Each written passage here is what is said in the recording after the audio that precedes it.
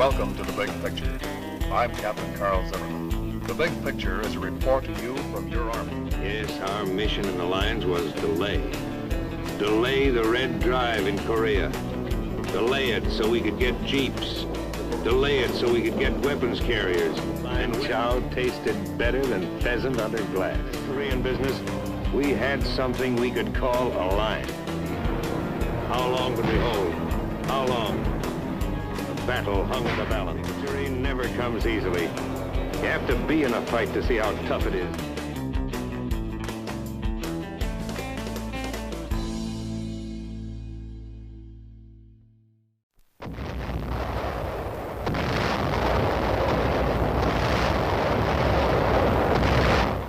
This is war.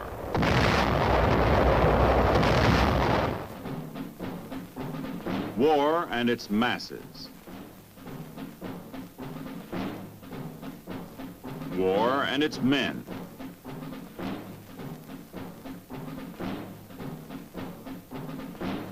War and its machines.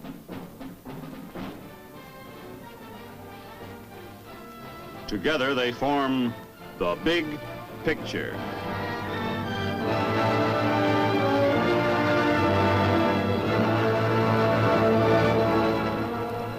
Welcome to The Big Picture. I'm Captain Carl Zimmerman.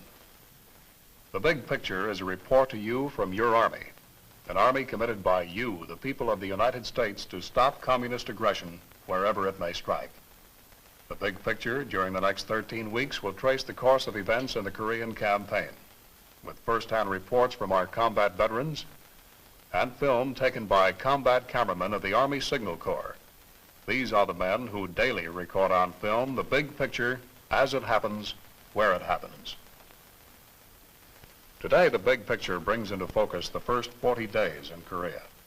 It was the beginning of the fighting there, when every ridge was a heartbreak ridge. Let's go back to June 1950, when our troops felt the first thrusts across the 38th parallel. The story is best told in the language of the soldier who was there.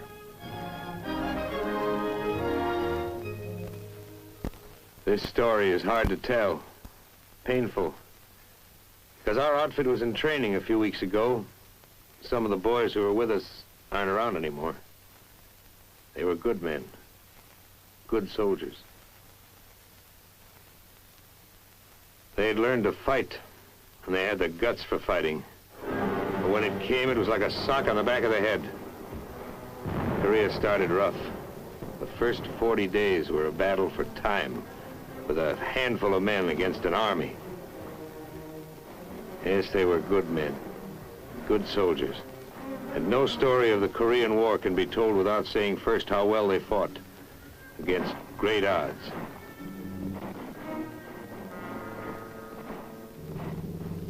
In the beginning, there were only a couple of companies from the 24th Division. No brass bands at the airport. A few days before, some of us had been in cities, spending leave time at Fuji, something like that. We weren't scared. We didn't know. We got stuff out of the planes. We moved out. Nobody said, "This is it." Nobody said, "You have arrived in Korea to beat back 5 North Korean communist divisions." Somebody did say, "We're here to delay the Reds." Okay, let's go. About 10% of us were veterans. A few roads looked like France, somewhere between Paris and Metz.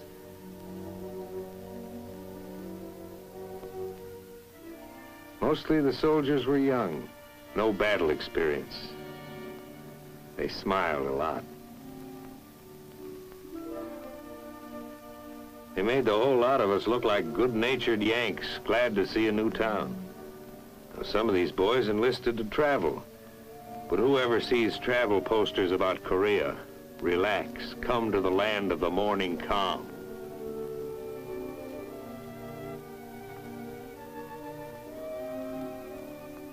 At first, the towns looked like any towns in this part of the world. And the South Korean troops like any soldiers. You know, they worry about the same things and get tired. I mean, tired. We all wanted to ask, what was it like up there? What kind of fighting, terrain, tactics, guns? But as far as we were concerned, those Koreans couldn't talk. We were in a completely foreign country with no time to get acquainted.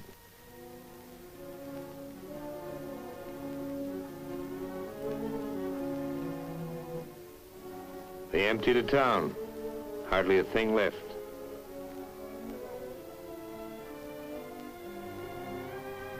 You couldn't buy anything, even if you had the time, which we didn't have. There are two ways of getting to know the terrain: walking over it and feeling how it was underneath. Underneath it was caked and sticky. The tools of a soldier's trade, a shovel and a gun. We had small stuff with us, machine guns, some howitzers.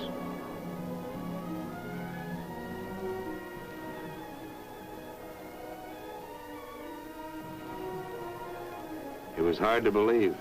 1, 2, 3, we were smack in the middle of a war. Guns ready, aimed north, against an enemy that would look exactly like our friends, the South Koreans. These troops had seen action. They didn't have to speak. Their clothes spoke. Their shoes spoke.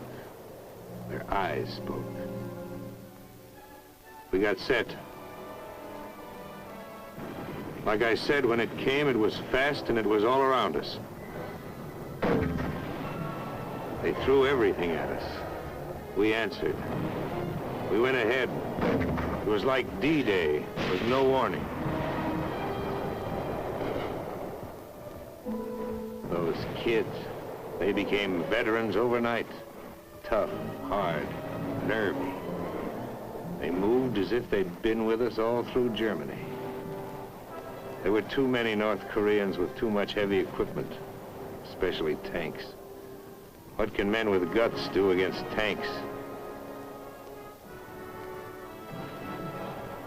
A bazooka was some defense, but there were too many tanks and too few bazookas. Day after day, it was pull back and fight again. There were too many of them. You wouldn't know where they'd come from. The rice paddies would lie quiet. We'd hide in the shadows, trying to look like a hut or a cornfield or a rice paddy. Concealment was one of our weapons.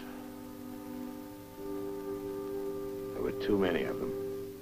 The boys pulled back, tired as dogs. Because whenever they'd meet the Reds head on, the Reds had enough men to fight us on the front and on our flanks too. We knew it, and it was hard to face.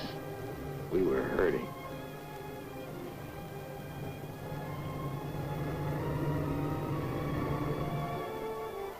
Kids would drag back so beat up they couldn't be expected to fight for at least several days. Instead of a week at a rest area, we grabbed an hour anywhere.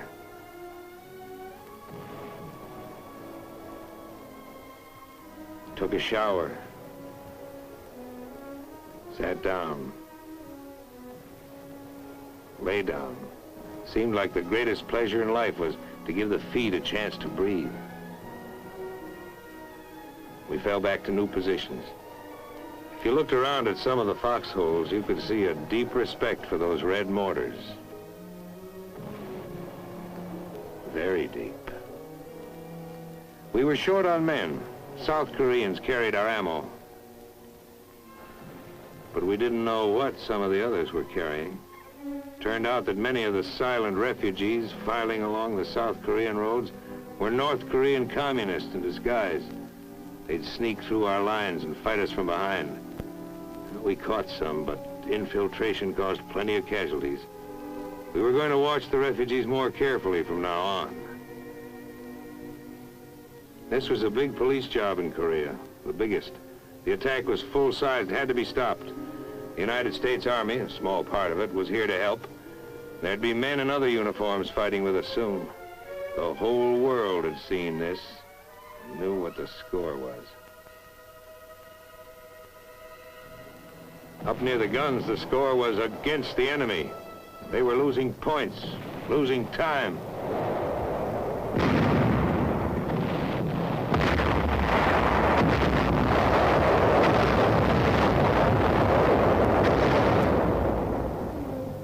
There were tough decisions, but we had leaders who could make them. General Walker and General Dean. Yes, our outfits were winning. They were holding back the enemy until help could arrive. We didn't feel it yet, but reinforcements were on the way. It takes time to pour a defense program into a small country with almost nothing. Not all the stuff can get there overnight, even in an age when we're used to things traveling 400 or 500 miles an hour.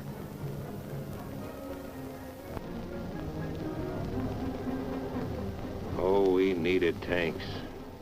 And jeeps soon. If some of the boys at the front could have heard the winches grind at the port, that would have been sweet music. And if something, television maybe, could have shown us the soldiers who were going to fight with us soon, maybe it would have been easier. As it was, the outfits in the foxholes needed every half-track and howitzer and tank they could get, and more, and the men to go with them.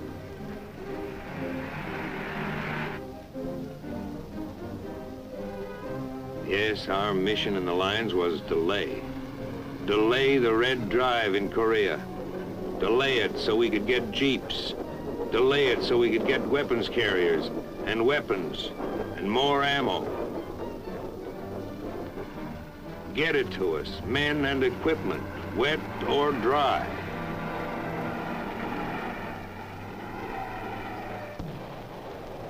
Because it was still rough going for us. And it would stay that way for months, maybe longer, until enough men would be in Korea to strike back. Yes, it was Operation Delay.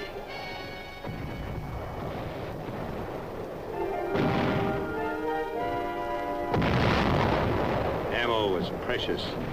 One field artillery battalion against 40 tanks. We'd hold them off for a few hours in a blasting frontal attack. The Reds would envelop us on both flanks. Always trouble up ahead and trouble on the sides.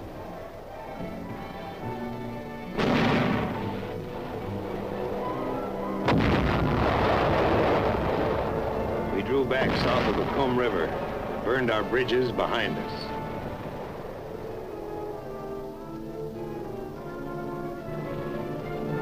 People in big cities like Pittsburgh are bothered by smoke. Now, this smoke was black, but it didn't bother us a bit.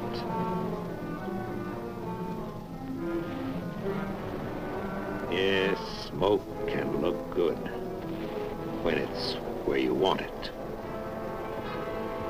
There were plenty of times when the smoke was too close.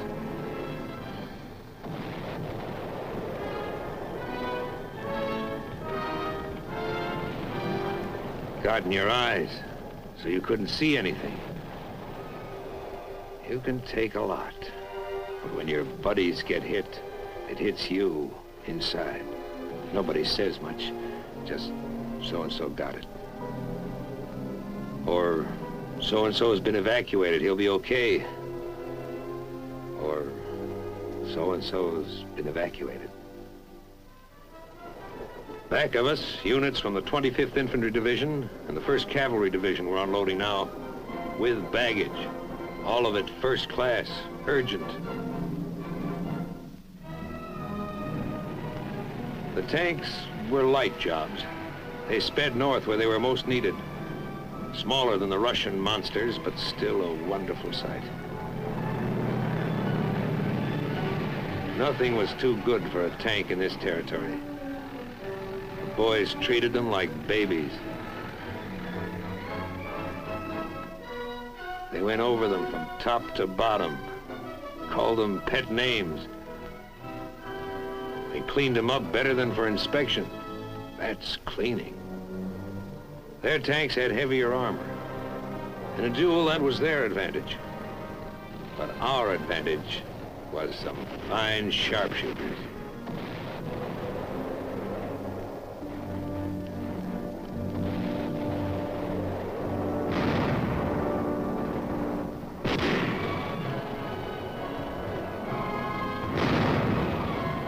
They had giants. We had giant killers.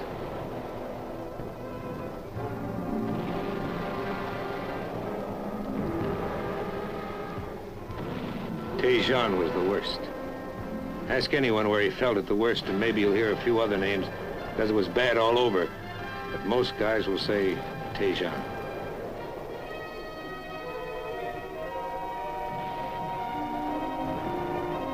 Some places we were just outnumbered. But in Tejon we were outnumbered, outgunned, out-tanked, and outflanked.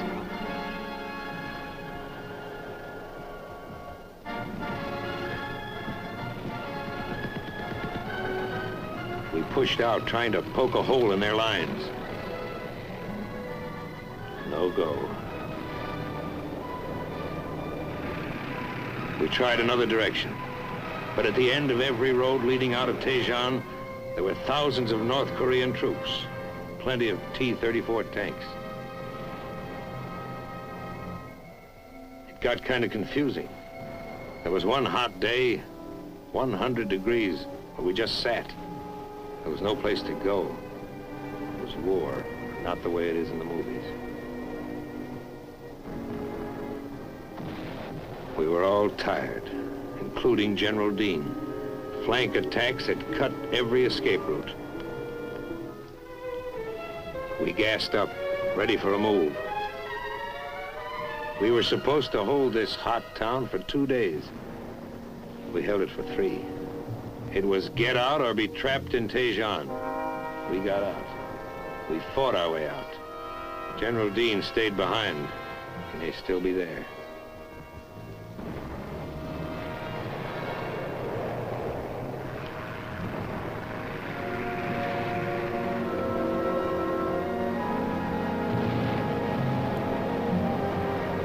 It was a bad road out of Tejon. Some guys didn't make it.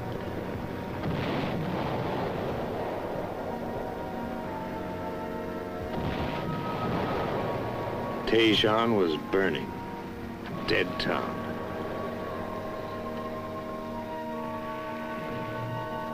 The men who got out were heroes.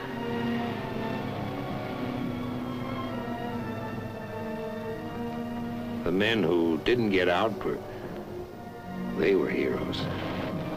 There's no better word.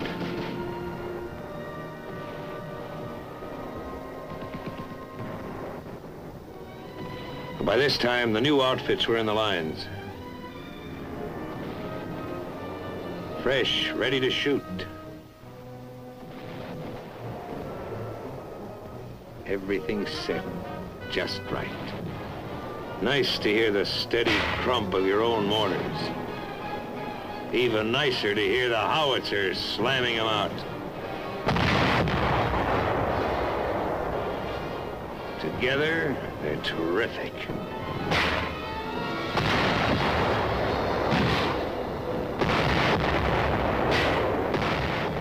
Our morale went up 5,000%. We had some pressure now. We turned it on and forced a victory. At a time like this, frontline chow tasted better than pheasant under glass.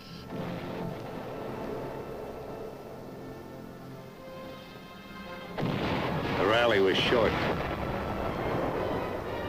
One outfit might do okay for a day, but on that same day, 5 other sections of the front line would be feeling the enemy's hard blows, the envelopments, the infiltrations. Some of our strongest attacks were by patrols, small groups battered by the enemy, beaten by the mountains, falling down tired.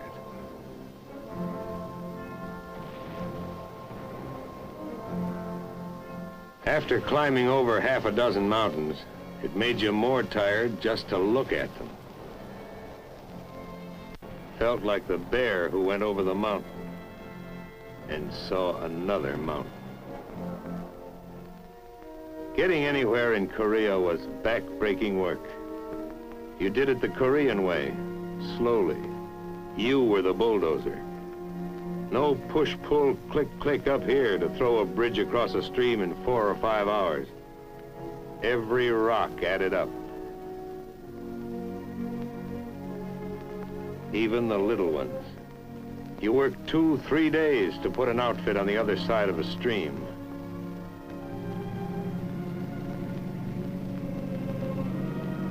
The rainy season and the Korean super highways didn't help us get around. Wherever we went, we built our way. It was no good having any drag with the engineers. They had their own troubles. You were the engineers. In this battle, you did everything. Build, fight, hold, pull back, and destroy. Whenever we were about to leave a place, we planted it carefully. TNT. Planted it not deep, just deep enough so it would come up the way we wanted it to. The better you plant it, the better it comes up. A second story job. This kind of gardening went on quite frequently. Very relaxing work. We were going to stall them up and down the whole front. And someday there'd be a turnabout that would pay those North Koreans off for what we'd been taking. And then we might have to put back all these bridges. We slowed them, but we couldn't stop them. Fighting is fighting, always rough. But it's rougher when you're forced to pull back. We gave them ground, they gave us time. We used every barrier, every river to make a stand. It was the best way of saving men.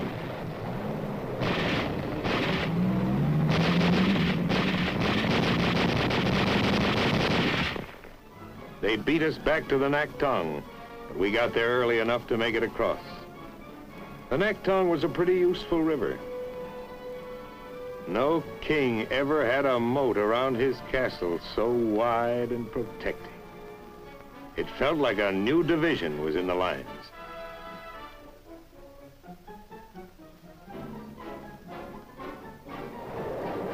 Plenty of outgoing mail went across the Naktong River.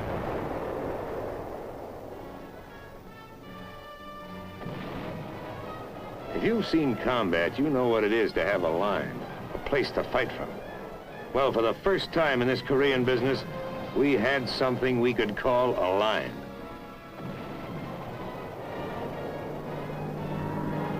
All during the fighting, we had air power. If they had had it, we might have been through. Air power did plenty of damage to everything the enemy had and wanted to bring up. Those guys flew so low, they should have had bayonets on their propellers.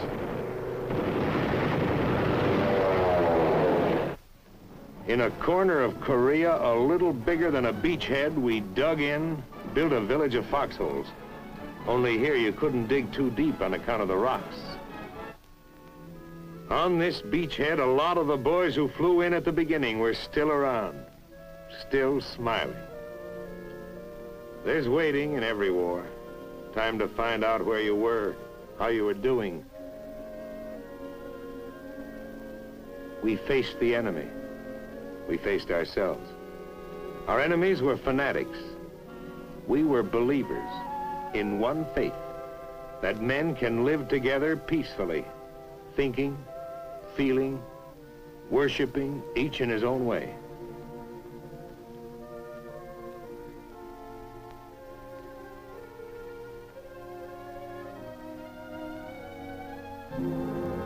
You couldn't think about anything for very long when you were planning new moves, new delaying tactics.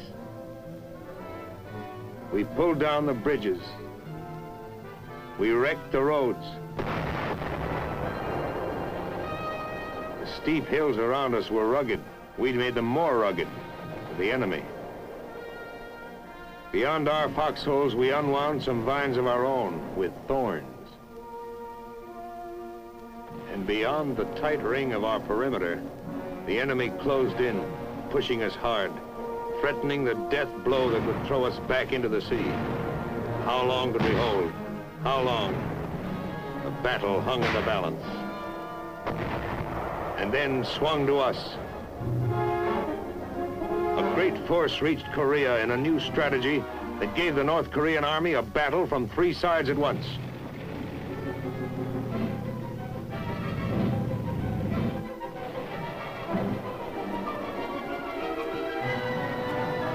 Replacements, new units, lively, ready for business. They stole along the hills, slipped up the ridges, looking for a soft spot in the enemy's hard shell.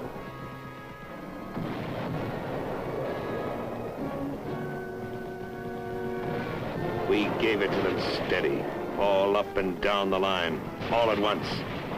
The air dusty, smoky. This was what we used to get when we first hit Korea. Victory never comes easily. You have to be in a fight to see how tough it is. See how in an attack, guys stumble back, needing others to look after them. Always plenty of trouble. It takes men and machines to knock out a strong enemy. And as you go forward, you can expect to lose some of those who start out with you. Yes, some went back, their feet heavy, their steps slow. Kids who became men, men whose hollow-faced look showed that they'd been in the lines too long.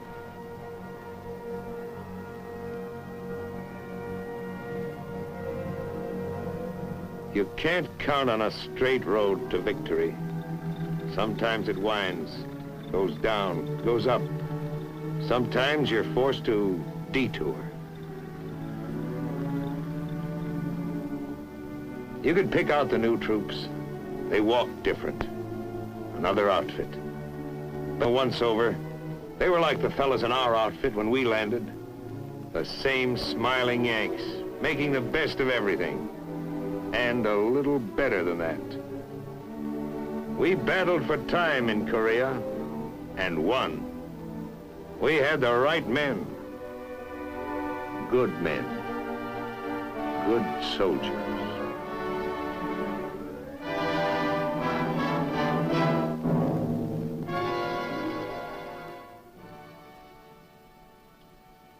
Those were the first 40 days in Korea.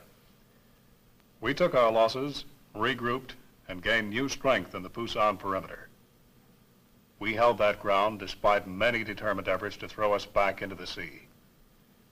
Those North Koreans were yet to feel the strength of the 8th Army, an army that proved to be the greatest the world has yet seen. Next week, the big picture will show the turning of the tide. You'll see the fight to hold on to that Pusan perimeter. You'll see how our troops received air support from our carriers, the invasion of Walmy, and the march on Seoul. And you'll hear another report from a combat veteran who saw, as it happened, a part of the big picture. This is Captain Carl Zimmerman, inviting you to be with us then.